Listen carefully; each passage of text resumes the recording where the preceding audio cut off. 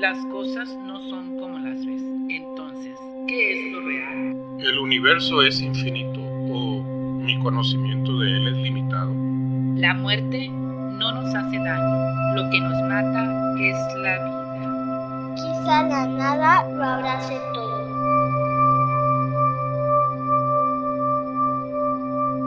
La vida se vive.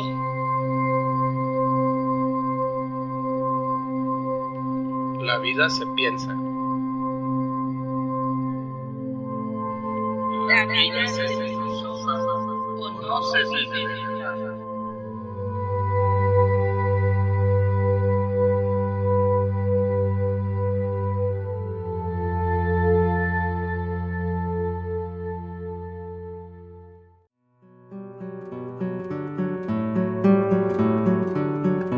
La ética, como ya se ha dicho, es la culminación del sistema filosófico de todo pensador y no es la excepción en Epicuro. En este caso, la filosofía es utilizada como un camino, como un modo de poder lograr la felicidad.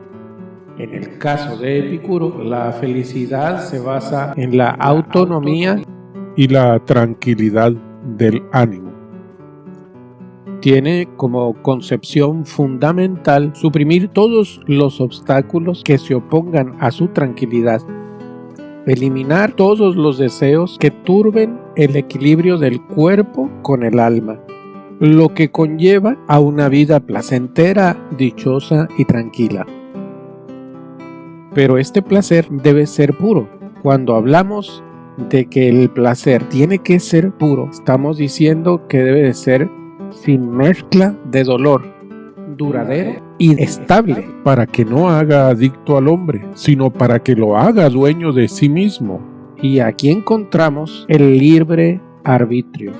El hedonismo que prevalece hoy en día en buena parte de nuestra sociedad no es el mismo hedonismo que promueve Epicuro y todos sus seguidores.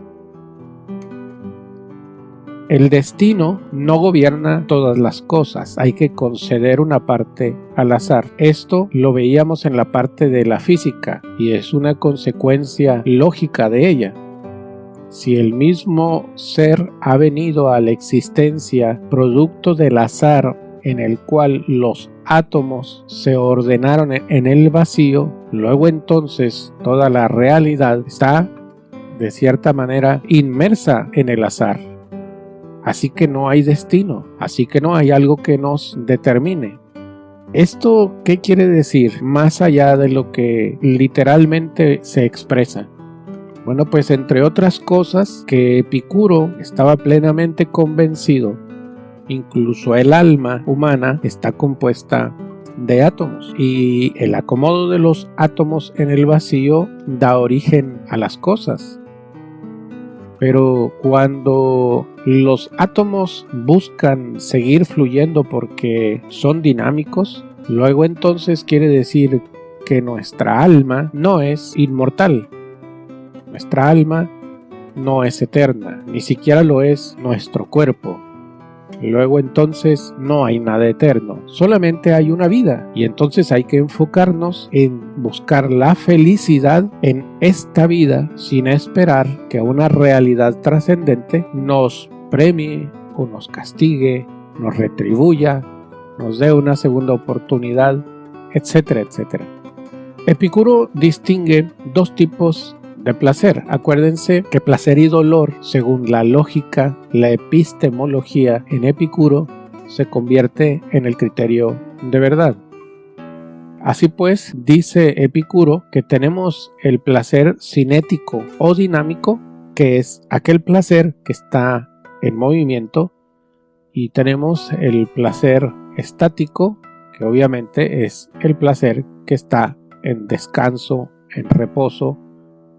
Solo este último, el placer estático, que consiste en la ausencia de dolor, es el verdadero placer puro, placer sin mezcla de esfuerzo y de pena, y corresponde a la razón elegir prefiriendo entre placeres el mejor. Nosotros, me parece que estamos acostumbrados a escuchar una frase: de entre los males el menor. Epicuro dice no, hay que saber distinguir de entre los placeres el que es mejor. Para Epicuro son preferibles los estáticos, que, como lo vamos a ver, coinciden con las apetencias naturales: comer, beber, etc. Estos placeres los distinguía así basándose en su antropología, por así decirlo, o basado en la división del hombre en dos entes diferentes pero unidos, una visión meramente platónica, hay que decirlo. Los placeres del cuerpo, que serían los cinéticos o los dinámicos, aunque sí los considera muy importantes, en el fondo su propuesta es que renunciemos a ellos. Su propuesta es la renuncia de estos placeres y la búsqueda de la carencia de apetito y dolor corporal. Por otra parte, los placeres del alma serían los estáticos. El placer del alma es superior al placer del cuerpo. El placer del cuerpo tiene vigencia, es decir, dura en el momento presente, pero suele ser efímero, suele ser temporal. Mientras que los del alma suelen ser duraderos y además son soteriológicos, es decir, pueden eliminar y si no, atenuar los dolores del cuerpo. La felicidad para Epicuro solamente se logra mediante el placer. En la medida en la que la felicidad es el objetivo de todo ser humano, la filosofía es una actividad que cualquier persona, independientemente de sus características, edad, condición social, etc., puede y debe realizar. El placer es el bien supremo y la verdadera sabiduría consiste en saber adquirirla. Según el epicureísmo, el placer es la razón de ser de la vida. Hay una frase por ahí en la Sagrada Escritura que siempre se ha referido a la filosofía epicureísta, que es: comamos y bebamos, que mañana moriremos. Al igual que los placeres cinéticos, los placeres catastemáticos también pueden ser físicos, como el estado de no tener sed, o los mentales, como la liberación de un estado de miedo, porque de cierta manera eso también te da placer, entendiendo el placer como esta interpretación, ¿cómo se llama?, de Epicuro, que es la serenidad. La aporía Es la serenidad imperturbable del cuerpo y la ataraxia es la serenidad imperturbable del alma. De aquí pues vemos la división de los apetitos, de los placeres, los deseos. En primer lugar pone los que son naturales y son necesarios. Comer, beber, el defecar, el hablar, por ejemplo. Y todos estos placeres y apetitos son fáciles de satisfacer. En segundo lugar, tenemos los que son naturales, pero no son necesarios.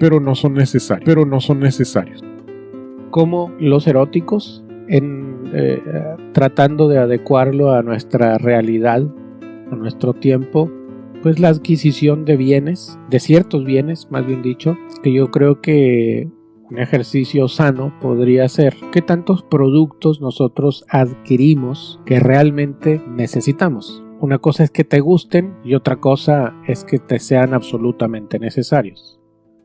Me parece que si hiciéramos este chequeo, pues posiblemente la despensa, el mismo espacio en el que vivimos, cambiaría demasiado.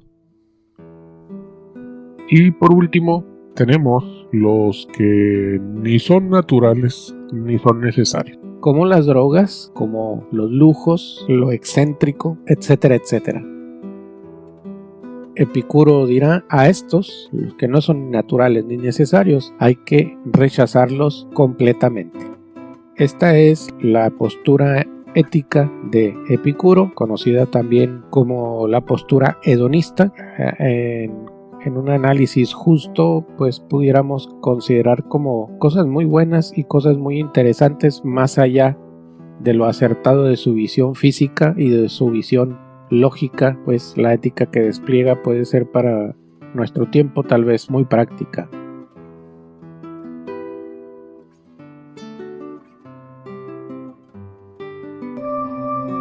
La vida se vive.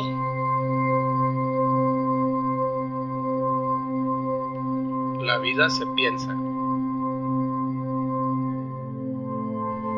La vida se filosofaba o no se vive.